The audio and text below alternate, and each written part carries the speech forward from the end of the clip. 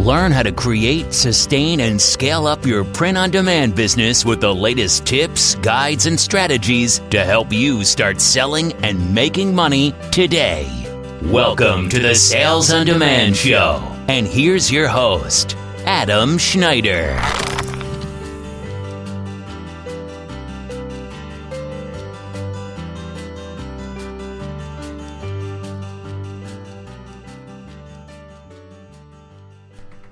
Hi everybody, welcome back to the Sales on Demand Show. I'm Adam Schneider, and this is episode 73.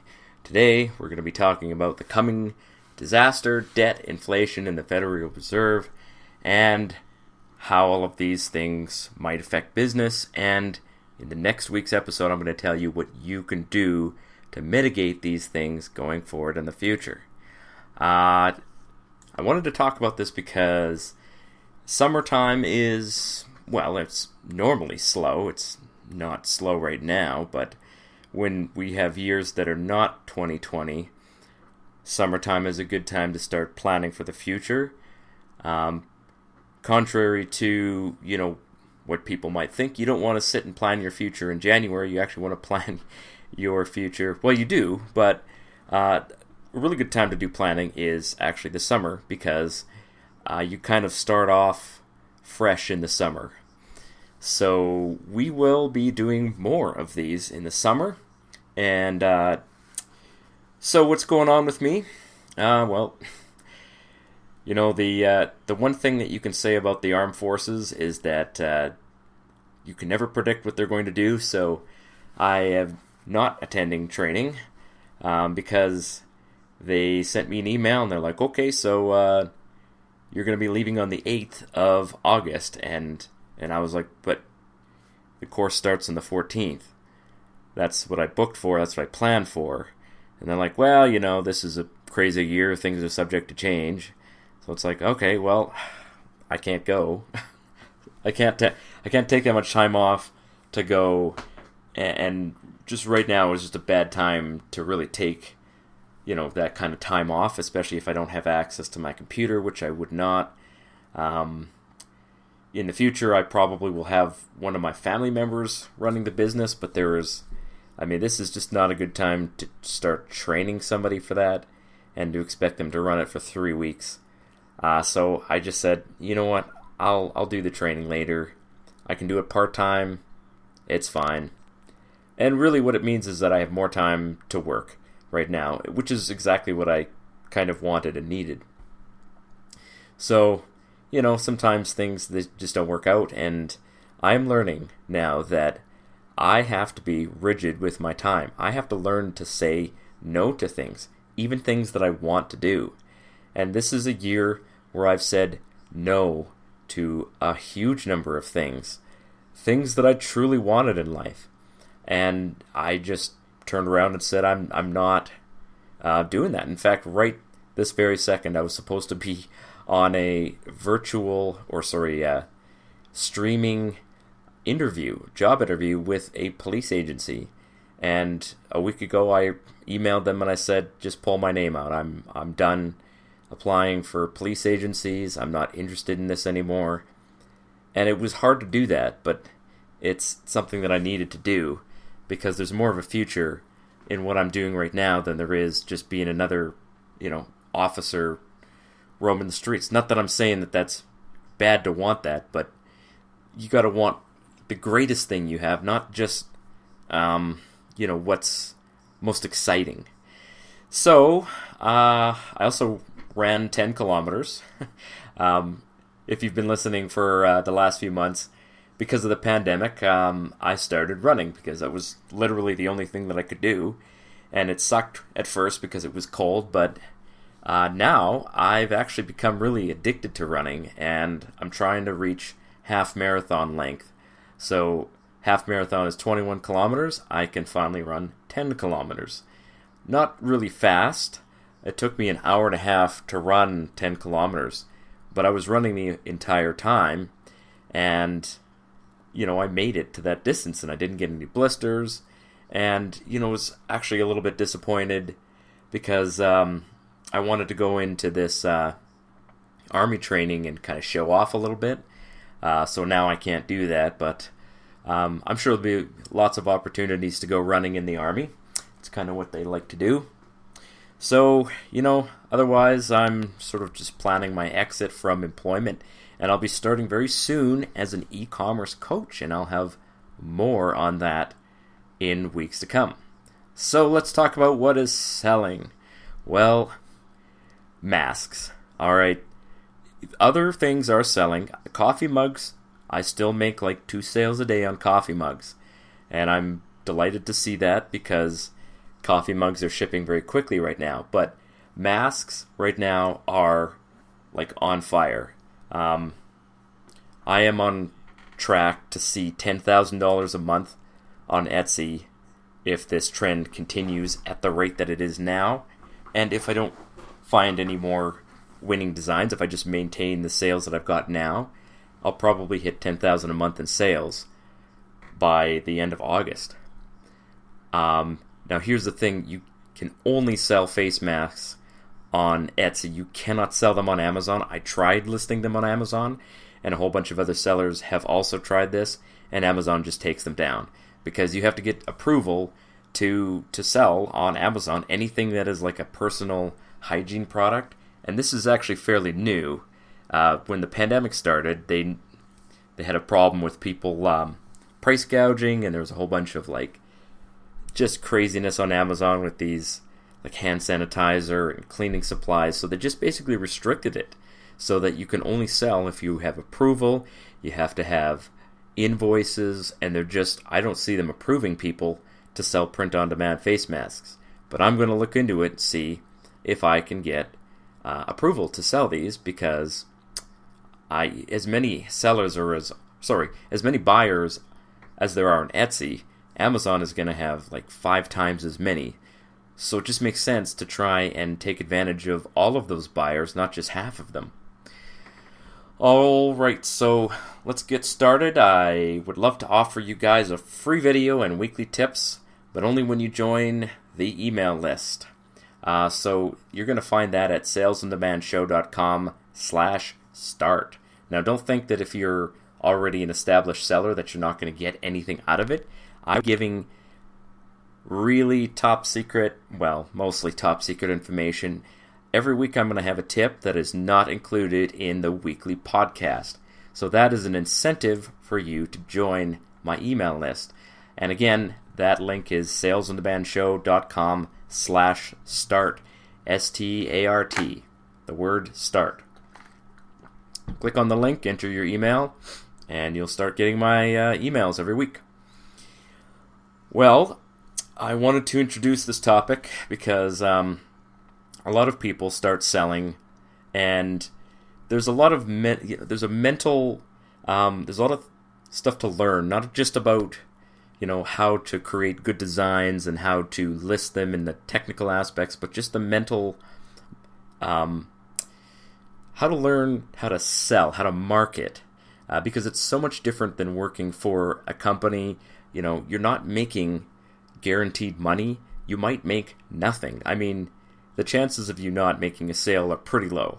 I've yet to find anybody who has been listing and following the advice that has not made a sale. In fact, many people are telling me that they are doing extremely well.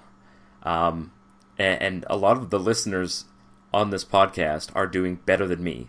I mean, just straight up, I'm telling you guys, there are probably 10 or 15 listeners to this podcast who are selling not just a little bit more than me, but significantly more. Maybe they are a little bit more focused, maybe they have more time, there's a lot of things going on there, but I'm not unhappy with my sales, and I have beat my own, every year I sell more. So for me, I'm doing well. But one of the things I wanted to talk about is just how money works in general, because it's one thing to start a business, and it's another thing to plan for the future of that business in an environment where there are some severe risks to just having money in your pocket. Believe it or not, keeping cash as cash, or even as just deposits in a bank account, is you might as well just throw that money away. Now, it doesn't happen overnight, but it can. We can have inflation, and inflation in history has been severe. So we're going to talk about how the modern financial system is working and how you can improve. That is, improve your return on investment. So rather than just keeping cash, sitting around, once you start making money doing this kind of thing, you're going to want to start saving some of that money.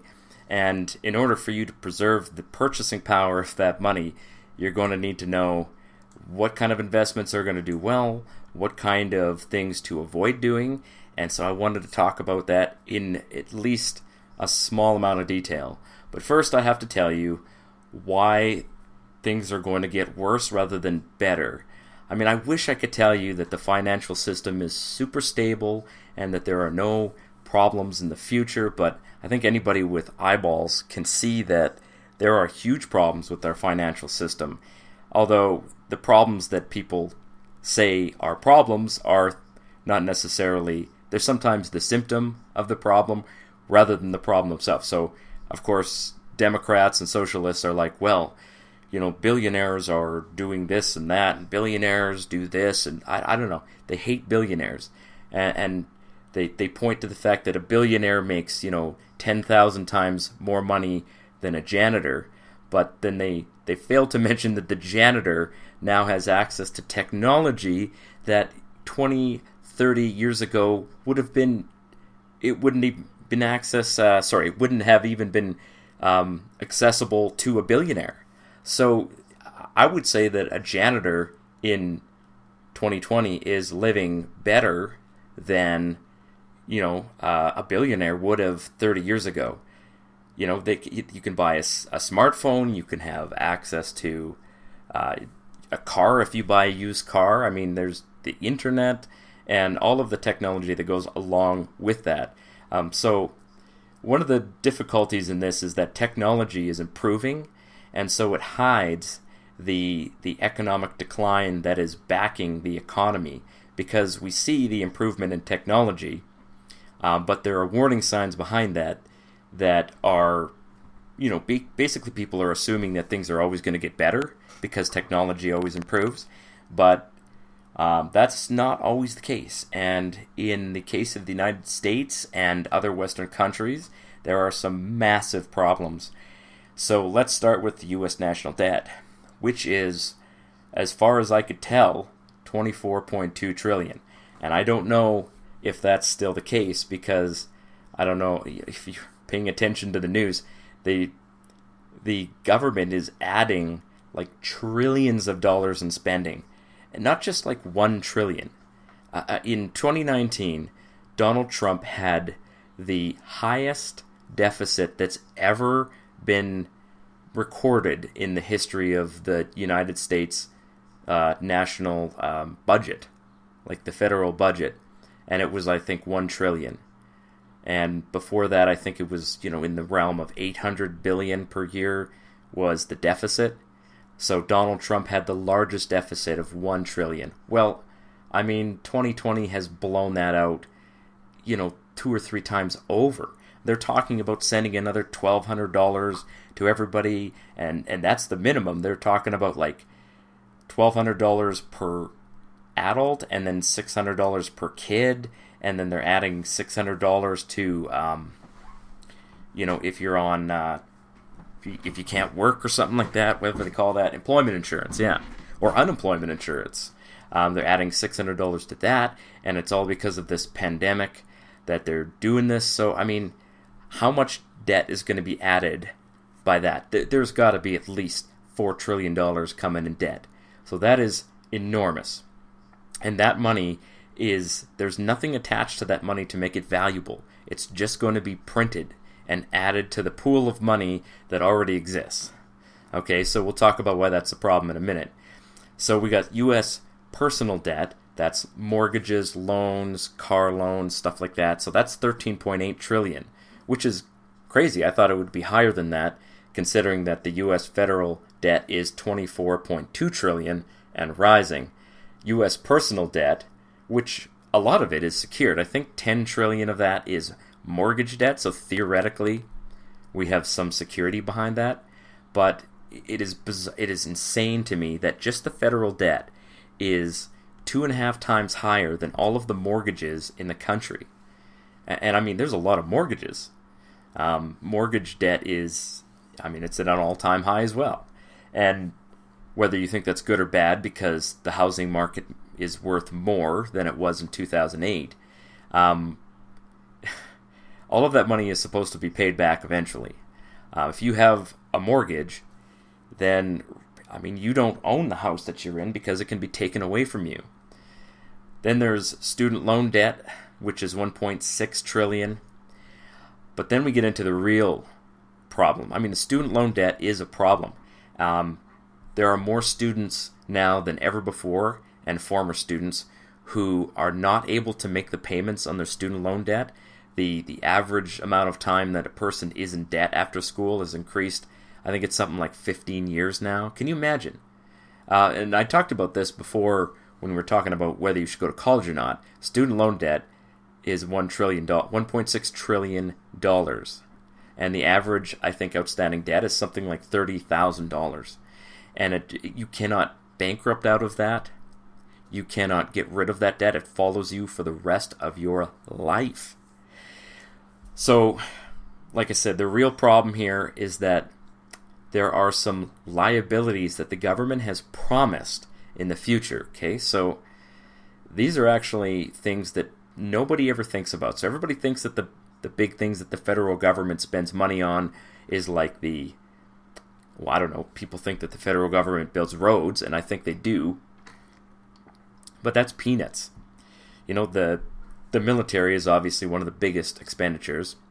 I think it is something like 20% of the expenditures of the federal government every year.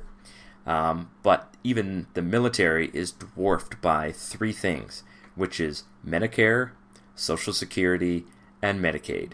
So the government has what's called liabilities for the future, meaning that there are people out there who are not yet owed this money or not yet owed these benefits, but will be owed these benefits. So if you're a taxpayer now and you're paying into Social Security, that money doesn't exist anymore. Basically what you're doing is that you are paying the Social Security payments of people who retired like last year or maybe in the last 5 or 10 years. Anybody who's receiving Social Security right now that money is coming from the people paying into it. Okay, so it is literally a Ponzi scheme. And if you don't know what a Ponzi scheme is, it's when there was a guy who famously a long time ago, he had this scam where he would take money for investments and he would say, okay, I'll give you 13% interest. And basically what he was doing is anytime somebody came and wanted the interest from their investment, he would pay them out from what was being taken in. So he wasn't investing the money at all, but he was paying people out 13% as long as people kept investing more money. I mean, eventually the thing fell apart. It's a criminal scam, right? So, I mean, is Social Security a criminal scam?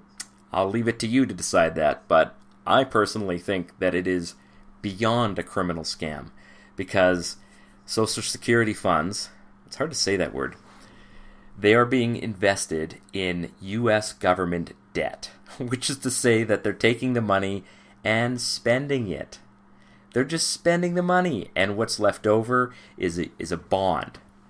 It's basically saying, well, someday we'll pay this money back. So can you imagine investing in government debt? I cannot even fathom. That is literally the worst thing in the world to invest in. I mean, it's not even a physical asset. It's basically just someday you might see this money back because we can take it from other people.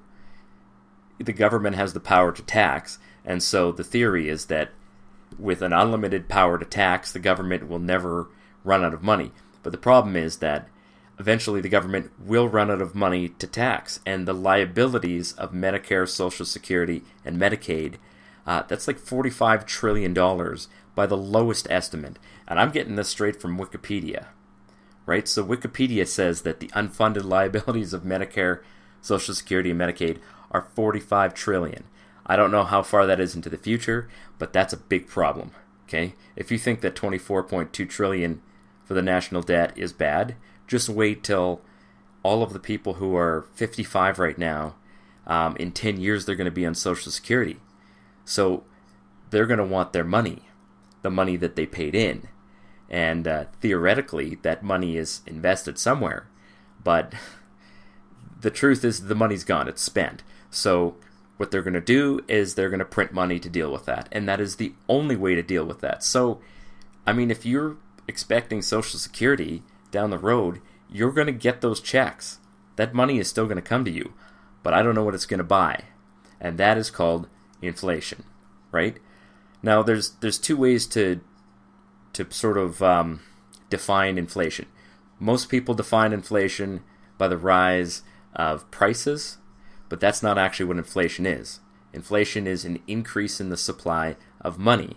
So theoretically, you could have inflation, but if people were entering the workforce and there was more goods to buy and there was more production, you would need more money to maintain prices. So you could have inflation and never see a rise in prices if the amount of goods available to buy also went up the same amount that the money supply did. But that's not what's happening here, is that the money supply is growing so much faster than the amount of goods and services that are available to purchase. There's going to be more people getting out of the workforce, and those people, I mean, they're not producing anything anymore. They're going to be selling their assets, which deflates the value of those assets. And it's just going to be bad. So look for this problem to come about in the next 10 years. And this is not just an American problem. I know that, the United States is like the center of the universe for most people. But, I mean, this is a problem that is affecting Canada. I mean, Canada's national debt is probably going to hit $1 trillion this year, which, I mean, is, compared to the amount of people we have, is actually half of what the U.S. debt is. But we also have state debt and provincial debt, and most cities actually have their own debt and bonds and stuff like that. So every single level of government has enormous amounts of debt, and you, the taxpayer, are on the hook for that. And, I mean, basically there's only one way to pay that, because there's not enough tax money in the world that can pay this off. It is impossible. And that is precisely the problem, right? So, how did this whole thing start? It started when we decided that instead of using, actual sound money, like gold and silver backed, or money backed by some kind of valuable good or service, the government said that we're going to issue money by fiat, and it's called fiat money. And fiat means force. It's basically just, you will use this money or else. So when you pick up a dollar bill or a $5 bill and you'll see on it, legal tender for all debts public and private, that's a government decree, right? And the reason that people collect those pieces of paper is not because they have any intrinsic value. It's because, number one, the government declares it to be legal tender, and number two, they require taxes to be paid in that currency. If we didn't have to pay taxes in paper money, I don't think the value of paper money would be anywhere near what it is now. So that's how the government maintains the monopoly on money, by basically declaring that it's money and requiring you to pay enormous amounts of taxes in that currency. So you have to have the money. You have to use the money. And of course, we've all been trained from the day that we're born that money has value. So there's a bit of psychology in there as well. Everybody's chasing money, and I'm not saying that I'm not subject to that kind of psychology. Obviously, I think that money has value because I'm trying to earn that money. But I am taking that money and I am going to be reinvesting it in things that actually have value. So I'll leave you with this. Am I going to talk about silver and gold? Yeah, maybe I will. So there was a time, and it wasn't that long ago, when silver and gold were the official U.S. currency. Now, I don't think that there should be any kind of official currency at all. Let people use whatever they want as money. In Roman times, people would use peppercorns as money, but Rome, of course, issued gold and silver coins, and they also famously were reducing the amount of gold in each coin until it basically became worthless. And that's how Rome inflated their own currency, is by reducing the amount of gold. Now, we don't even have to do that in 2020. If you can print money, you can basically have unlimited money. You don't have to issue coins. And we don't even have to print the money. Because you can just create it as numbers in an account. So I wanted to leave you with a little bit of telling you about what's called hyperinflation. And I'm getting this from a site called Investopedia.com. So hyperinflation is real, and it's a huge problem, and it does affect business, because in order for you to run a business, you need to know what your prices are and what your revenue is going to be. You need to be able to plan for the future. And the best entrepreneurs are the ones who can plan far in advance for the future, right?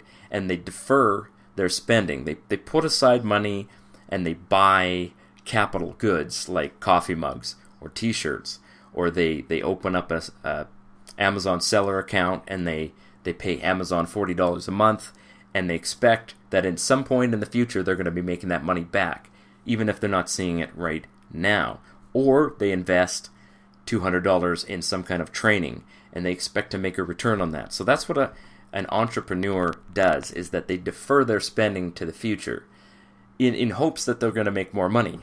Now, the problem with hyperinflation, as opposed to regular inflation of like 1 or 2 or 5% a year, is that hyperinflation is like massive amounts of unanticipated inflation.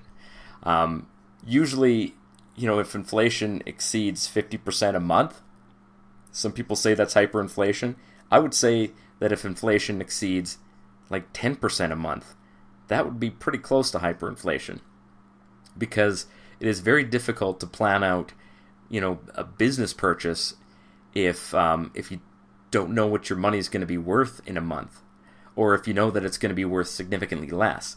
And it produces all kinds of like panic buying and stuff like that.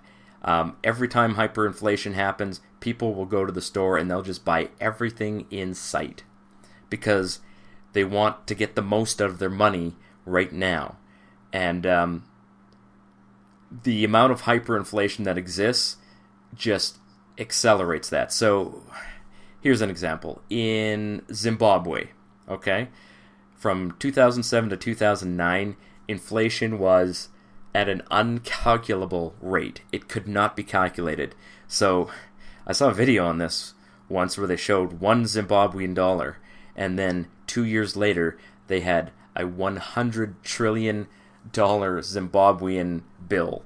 And it was like, how do you even deal with that? 100 trillion. So basically the money collapsed, because it became impossible nobody will take the money. And that's the problem, is that in hyperinflation it becomes much harder to do business and to actually buy goods and services, because as soon as those goods come on the market, they're purchased by whoever has any money, and they're hoarded, right? So those goods disappear, and normal people who might have a paycheck, you're going to go to the store and you're not going to be able to find anything. And that is a huge problem, especially if you rely on just-in-time delivery at the grocery store, which I'm not saying is a bad thing. I rely on just-in-time delivery, meaning that every week I go to the grocery store and I buy like a week's worth of food. But there is something to be said about planning ahead and buying food for not just this month, not just this week, but the next week and the next month and maybe the next 6 months, so that if something happens and you can't buy the same amount of food, you'll have something to rely on. So I'm going to talk about that in the next episode. We'll talk about how you can plan for these these inevitable hyperinflation events, even if there's only like 20% inflation a year, that's pretty significant. And the value of your money losing 20% in 1 year is going to be catastrophic. I mean, it's going to produce all kinds of craziness. Your house prices are going to go up. Your taxes are going to go up. I mean, it is going to be nuts. I mean, if you think the pandemic is bad right now, just wait till there's 20, 30, 40% price inflation in a year. And that's not even technically hyperinflation, but it's pretty bad. So, that's it, guys. I'm trying to decide if I should talk about anything else here. I think that's probably going to do it. I know this is a bit of an unusual episode, but it's something that I've learned a lot about over the years, and it's something that I was pretty concerned about. And especially back in 2008, it was actually the reason that I decided that we should move to the farm that we lived on for 10 years, because I was very concerned that the economy was going to collapse and that, we were going to need to survive on our own. So unfortunately, I went about the whole thing in a very unwise way.